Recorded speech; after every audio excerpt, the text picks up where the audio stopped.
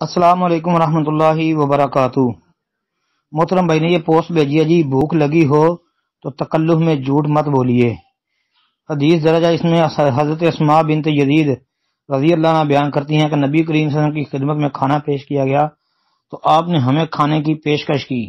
हमने कहा हमें ख्वाहिश नहीं है। आपने फरमाया भूख और झूठ को इकट्ठा ना किया करो। कहते हैं जी क्या यह दुरुस्त है?